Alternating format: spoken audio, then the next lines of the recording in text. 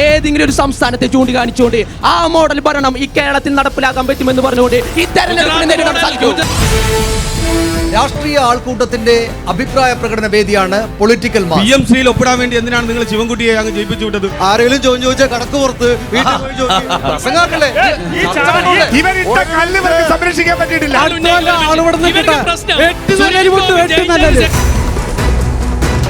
ജനാധിപത്യത്തിന്റെ തുറന്ന സംവാദ വേദിയായ ന്യൂസ് മലയാളം പൊളിറ്റിക്കൽ മാസിലേക്ക് സ്വാഗതം. സേവനവും നടത്തിക്കൊണ്ടിരുന്ന ഒരു ആശുപത്രിയാണ് നിങ്ങൾ ഇല്ലായ്മ ചെയ്തത്. പക്ഷേ താടി തടവിയ കുഞ്ഞിന് ഒരു കൂട് ബിസ്ക്കറ്റ് മേടിക്കാനുള്ള പൈസ കൊടുത്തു. നുണകൾ പ്രചരിപ്പിച്ചാൽ വികസനം ചർച്ചയാവില്ല. സുധാകരൻ സാറിന്റെ ഒരു പിണക്കം കൊണ്ട് നിങ്ങൾ അദ്ദേഹത്തെ വെച്ച് ആകെ മറിച്ചിടാന്ന് വിചാരിക്കേണ്ടെന്നാണ് CPM പറയുന്നത്.